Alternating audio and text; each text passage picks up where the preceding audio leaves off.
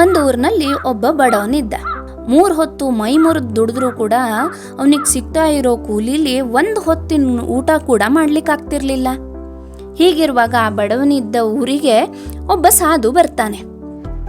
ಆಗ ಆ ಬಡವ ಆ ಸಾಧುವಿನ ಸೇವೆಯನ್ನು ಚೆನ್ನಾಗಿ ಮಾಡ್ತಾನೆ.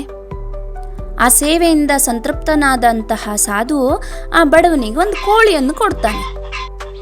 ಕೊಟ್ಟು ಹೇಳ್ತಾನೆ, ಅಯ್ಯ, ಇವತ್ತಿನಿಂದ ನಿನ್ನ ದರಿದ್ರ ಎಲ್ಲ ಹೋಗುತ್ತೆ. ಯಾಕಂದ್ರೆ ಈ ಕೋಳಿ ಪ್ರತಿನಿತ್ಯ ನಿನಗೊಂದು ಬಂಗಾರದ ಮೊಟ್ಟೆಯನ್ನ ಕೊಡುತ್ತೆ. ನೀನು ಅದನ್ನು ಮಾರಾಟ ಮಾಡಿಕೊಂಡು ನಿನ್ ಬಡತನವನ್ನೆಲ್ಲ ಪರಿಹಾರ ಮಾಡ್ಕೋ ಅಂತ ಹೇಳ್ತಾನೆ. ಮಾರನೇ ದಿನ ಬೆಳಗ್ಗೆ ಆ ಕೋಳಿ ಒಂದು ಚಿನ್ನದ ಮೊಟ್ಟೆಯನ್ನು ಇಡ್ತು. ಇದರಿಂದ ಖುಷಿಯಾದಂತ ಆ ಬಡವ ಆ ಮೊಟ್ಟೆಯನ್ನ ಪೇಟೆಗೆ ತಗೊಂಡು ಹೋಗಿ ಮಾರಿ ದವಸ ಧಾನ್ಯ ಎಲ್ಲ ತಗೊಂಡು ಬಂದ.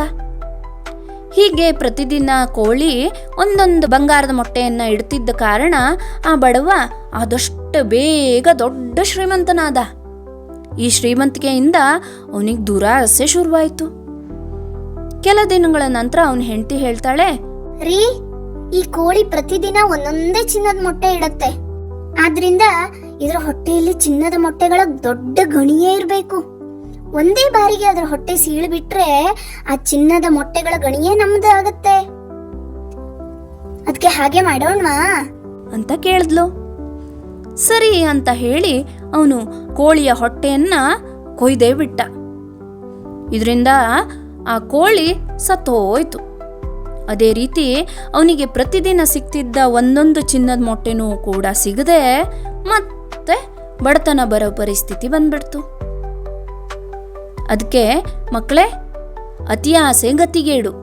ತುಂಬ ಆಸೆ ಪಟ್ರೆ ಸಿಗ್ತಿರುವಂತಹ ಒಂದು ಸಣ್ಣದೂ ಕೂಡ ನಮ್ಮಿಂದ ದೂರ ಹೋಗ್ಬಿಡತ್ತೆ. ಅದಕ್ಕೆ ನಾವೇನ್ ಮಾಡಬೇಕು, ಎಷ್ಟಿದೆಯೋ ಅಷ್ಟರಲ್ಲೇ ತೃಪ್ತಿ ಪಡೆಯೋದನ್ನ ಕಲಿಬೇಕು. ತಿಳಿತಲ್ವಾ? ಮತ್ತೊಂದು ಕತೆ ಜೊತೆ ಮತ್ತೆ ಸಿಗೋಣ. ಧನ್ಯವಾದ.